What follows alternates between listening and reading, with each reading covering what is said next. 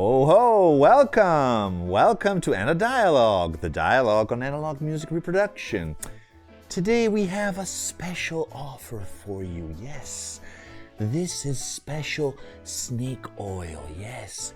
We have put this coming from different types of snakes. It took painstaking processes to obtain this special oil. It will cure any problem in your hi-fi system. Wanna buy?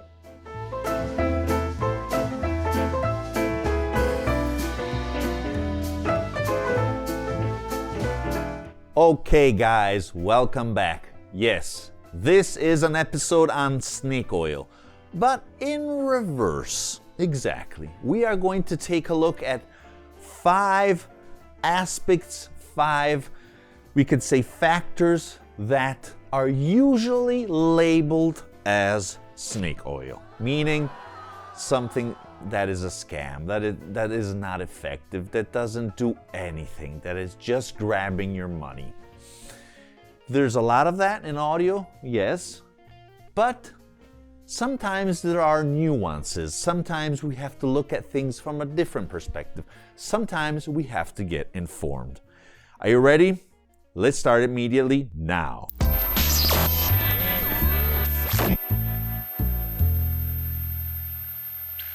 Okay, before analyzing our first point, I just want to say that a lot of times, unfortunately, snake oil is mainly fueled by people that don't have experience. I wanted to make this statement, okay? Because too many people just grab a keyboard or write an article, yes, that can happen, or just talk like that in chats online with people in audiophile circles about stuff they don't have direct experience. I've done this too. We all have done this, unfortunately. We hear theories that seem probable, that seem reasonable, and then we perpetuate them. We continue to give them fuel. And that's not a good thing, because in most cases, stuff like in audio, like in other branches of our history, knowledge, our society, we have to experiment, because otherwise it's impossible to understand if that thing does have an effect or not. Especially in audio, because we all have different systems. So you can't have a precise answer for everything, for all the systems. In some cases, some aspects, some components, yes, but in others, no, as we will see in this video. Okay, let's start immediately with point number 1. Point number 1, one of my favorites. I have been debating this for a very long time. I try to reply to all the comments. I try deeply to increase the knowledge of people, because this is a huge misconception.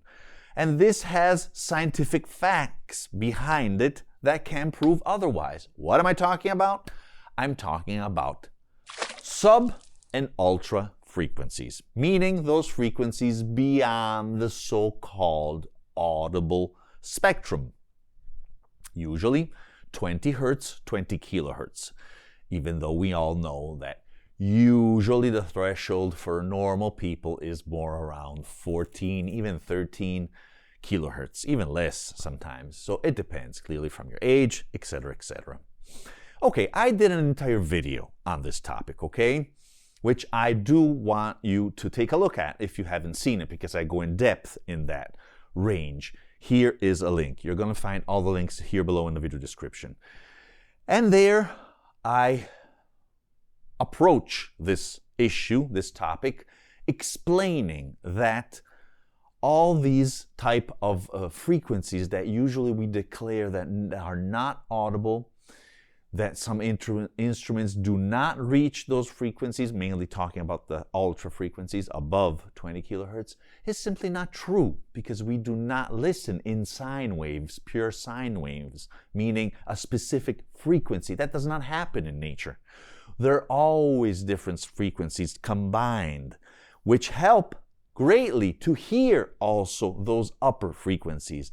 And this was demonstrated in scientific peer review articles that you will find in download in that video, in the video description of that video I just told you.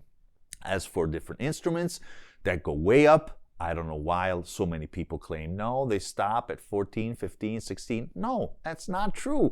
They go a high, very high. Okay, absolutely.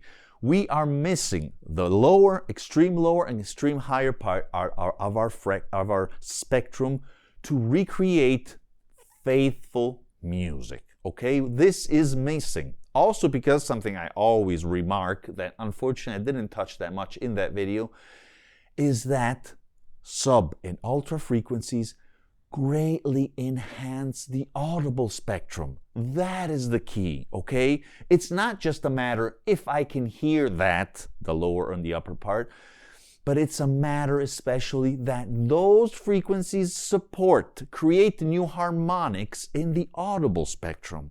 And that is why they make a speaker, amplifier, whatever we're talking about, a frequency, a range and response, better if they have an extended frequency, okay? We have to be careful though on one aspect. This doesn't mean that high-res music has a specific purpose, is always going to be better. No, that is not the case. Also because we always going to have the bottleneck of this problem, which are the microphones. Microphones, since their birth up until now, don't go beyond 20 kilohertz. I mean, the exceptional microphones have a frequency response, mainly that they may remain more or less stable around 20 kilohertz, but then they drop. So they can reproduce a little more, but it's going to be highly distorted. And all the machines that we use, even today in the digital environment, for mixing, mastering, they usually don't reach those frequencies. They're cut off. Well, in the last 5 years, things have changed because there's so much high-res going on. But don't think that high-res music is really reaching those high frequencies. Once again, for the microphones. Maybe new recordings, if they're using new mics that can go upper, but you have to be an engineer that knows this, that wants to try, wants to experiment. Very rare. You're not going to find stuff containing high frequencies in their recordings. Most of that is noise. In fact, there's a lot of noise shaping in this stuff.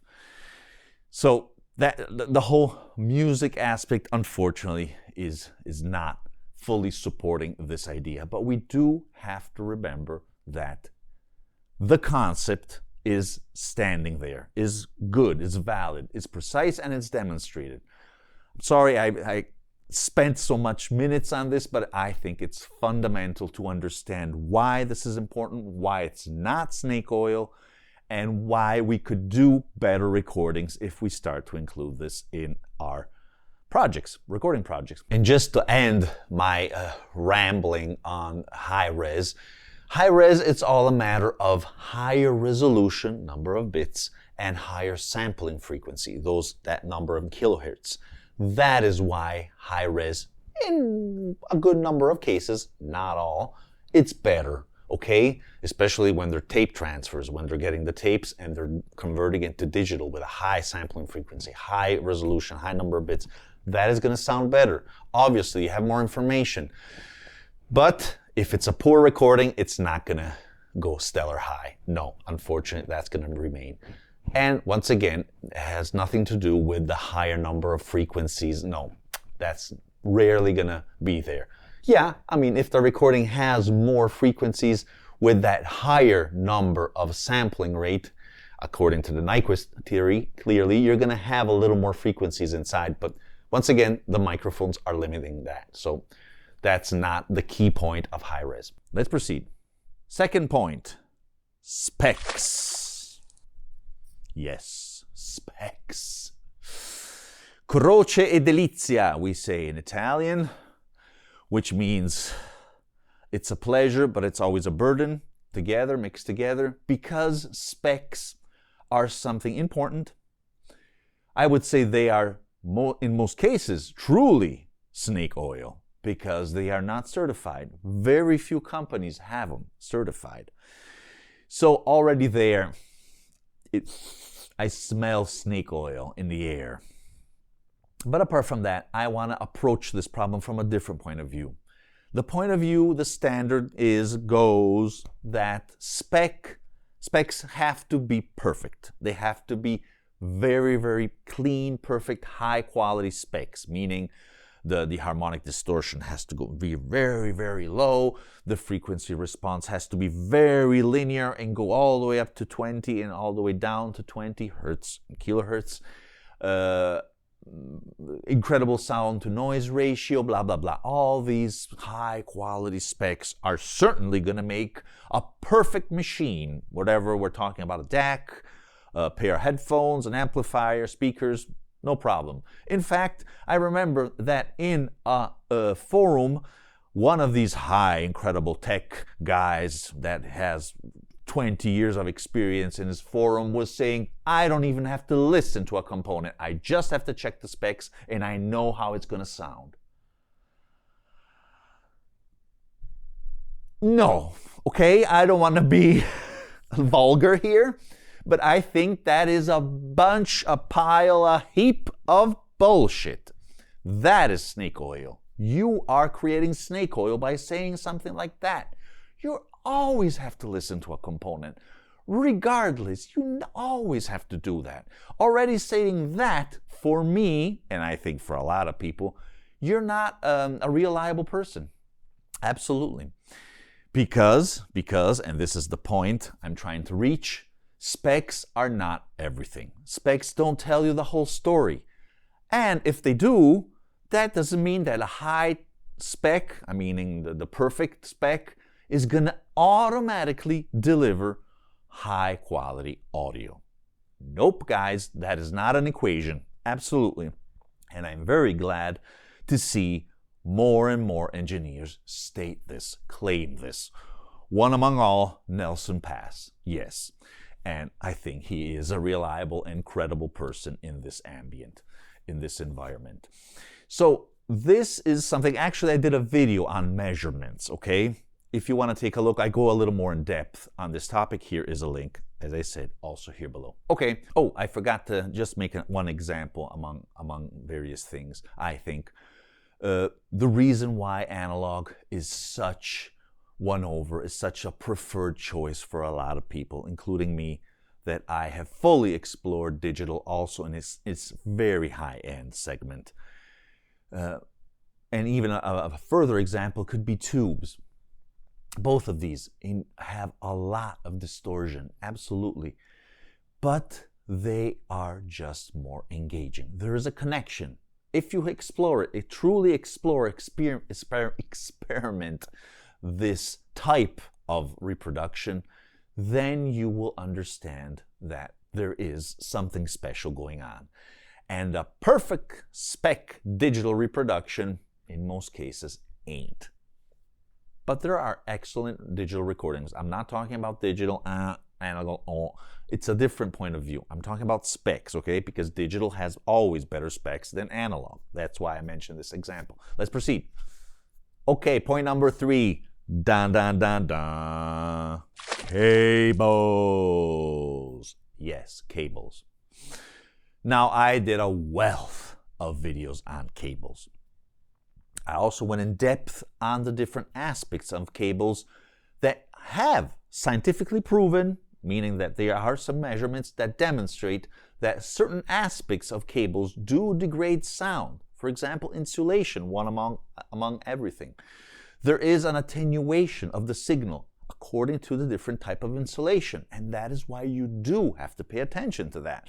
Besides the length, besides the resistance, the capacitance, etc., etc. Take a look at that video, okay? But apart from that, as I explained in that video, our short little cables are not subject that much to these things. I'm honest, okay? But as a man at experience dozens and dozens of different types of cables, I do want to underline how they do make a difference. In my opinion, I have to say in my opinion because I don't have a document that proves this, but it should already be a proof It should already be proof that we do not all agree. We do not all agree on this because it's not something objective. It's not a mathematical equation where nobody could say, no, I don't agree, that's not true. You can't, because it's 100% true, a mathematical equation. And cables have specs, yes, but those specs and measurements are telling a part of the story. We already said that so many times. It's like a blood test, okay? When you do your blood work, you do the analysis, you're asking for specific things, and the results are going to tell you specific things. You're not going to know the whole history of your blood test. Clearly, it's impossible. But there is information in that blood sample. You could extract much more information. Just as an analogy to let you understand that what we are using to measure things, not only cables actually, are not telling the entire story. And that is why so many people do sense a difference. I am sure many times there isn't. I agree, sometimes there isn't. Especially in certain types of gear, I don't sense a difference when I change some power cables or speaker cables, because I think that first speakers and then power cables are the most important of all, that do have a strong impact on sound. But in some cases, that piece of equipment is not influenced by that cable, probably because how it's built inside. So maybe that person finally decided to buy a quality cable and he had that component, he tried, and he didn't sense everything. So the whole industry of cables, the whole industry of hi-fi does not need cables.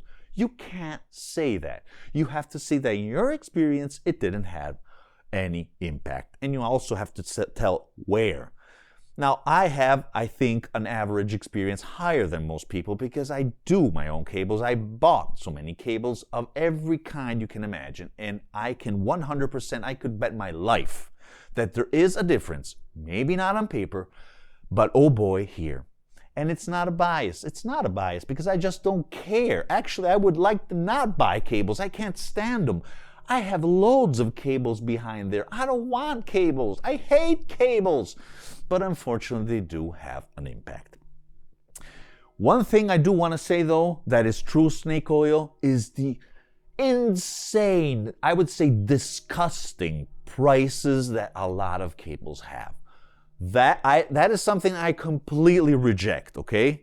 Absolutely. As people who have been following me for a few years know perfectly that I am pro cables. I support cables, high quality cables, but there is let's say a maximum amount of money that you can spend on that. And actually, I always recommend to go on online places where you can buy bulk cable, your own connectors, and do them by yourself. And the expense is just going to drop, and you're going to have the top performance, even better a lot of times of those fancy ones that you see in the magazines and fairs like that. Okay, if you want to know more on all my ideas and all the things on cables, here is a link. I think I also have a playlist, or in any case, start from this video. Let's proceed. Point number 4, power. Yes, power. And power, clearly by power, I mean electrical power. The power that we use to activate all our hi-fi components. If we're talking about cables, I do think there is a great impact. That is also a big preconception, and that is also why a lot of people talk about snake oil when we're talking about power and power cables. Sorry, I have to overlap a little bit there. Because people always think about where the power is created in the kilometers and miles of cables going all around in the walls of your house. No, drop that. That is a huge misconception. That doesn't matter.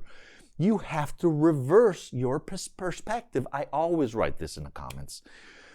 That cable you bought is the first meter for your machine, for your amplifier, for whatever it is. Okay, the most important of all, especially if we're talking about amplification where you have push-pull or things like that.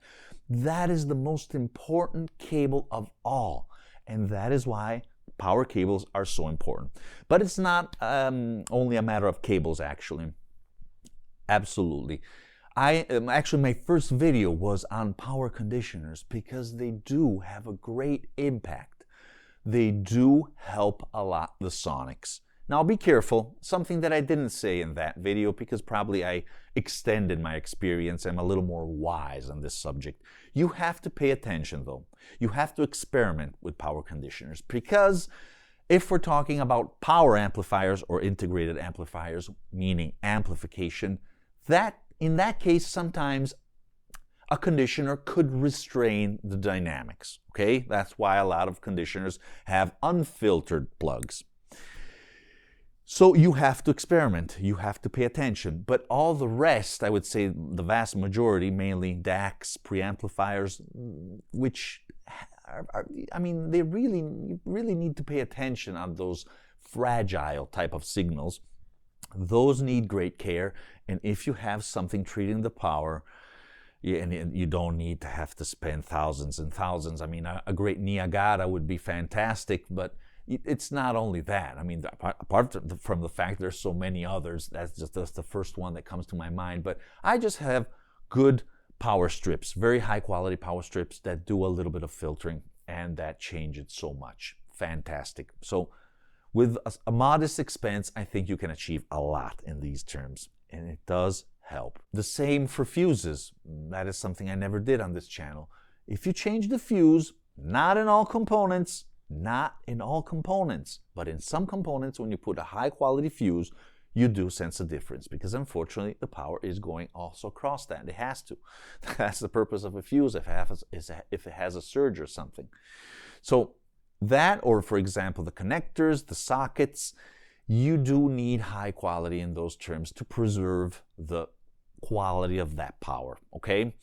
And I would say that especially capacitance does influence, in this case, again, power cords or how power is regulated and transported. Capacitance is the major enemy, and unfortunately, when we're talking about shielding, a lot of people attack me on this, but because I think that power cables without shielding are better, that increases the capacitance, unfortunately. But that's another story. You're gonna have to find it in those videos. Let's proceed. Okay, final point. I think it's a modestly, fairly snake-oiled type of conception is what I'm talking about, burn-in. Burn-in, yes, a lot of people, I don't know why it's so strange, just don't believe that. They think it's baloney. They think that a lot of times is your ear adapting, which is fair. Sometimes that could be the case, absolutely. But I have seen absolutely that in most cases, no, because I don't listen constantly to a component, but I put it through my special recipe. I did a whole video on burn-in. Here is a link where there's also a file you can download to do the perfect burn-in with sound sweeps, frequency sweeps, and things like that. And a lot of times, I would say the vast majority, if not all components, just need time. And if you give them time, you are going to find something completely different and blooming and better. It's just like that. From the mechanical parts, which is a little more intuitive, a little more understandable by people, but also other electrical stuff. It does change. When they start to be used, things just sound better. Like in a car, like in an electrical device, yes, the capacitors, they have to fill in, they have to be fully energized, and all the different circuits and things like that, they just work better. In fact, if you stop using them, a component for a long time, they're gonna sound bad and harsh. It needs time. A lot of things just change dramatically. I always do my example of the Oppo, which I am sure that within 2 or 3 days, after months of waiting, because I couldn't get another one since I did not like the sound, it changed. It was incredible. And that is why also I think Oppo is so good, even though mine is an audiophile modified and signature, blah, blah, blah. But also headphones, microphones, you don't care about that. Amplifiers, clearly speakers, give them a lot of hours. Guys, hundreds. You need hundreds of hours and you will see that you will have benefits. Absolutely. So don't stop at opening the package, trying something, and then you don't like it and send it back. At least set yourself in, that's what I do, set in your mind a minimum level requirement, and then see if there is evolvement, because clearly it's not going to be from one day to another. I mean, it is going to be kind of gradual. Nevertheless, already just like a few 5 or 6 hours, things are going to change because they're going to also heat up. That is also something you should do with your equipment. Heat it up or keep it cool if you're on the equator or something like that. Okay, guys, we've reached the end of this video. I just want to wrap up saying once again that we have this model created by engineers, a lot of information on audio, but it is clear to me and to so many people also in the business that have a degree, not like me, that agree that we are missing something in our model, meaning that we are not fully understanding why things have that sound, why they may sound so bad, or why they sound so good. It's not something that is an automatic combination of ingredients. No, it's a magical combination, how just things happen. Like sometimes a recording is fantastic, and the same guy did the same arrangement and everything in the same room with the same microphones, but something just changed and it made it magical and it made it much more better. Same for hi-fi. It just has a component apart. Specs are important, okay? Don't get me wrong, we need that, but it's not only that. We need to listen, we need to experience, and we can have a better understanding of this. Hopefully in the future, we will invent things that will analyze better why something sounds in a specific way, why it's so pleasing, why it's so harsh, etc., etc. Okay, guys, I hope you learned something from this video. I hope you enjoyed it.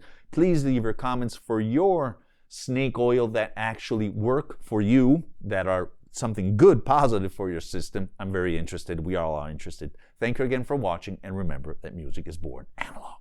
Ciao! Well, guys, if you're enjoying my videos and you're enjoying my channel, please consider to subscribe by clicking the black and white logo here below.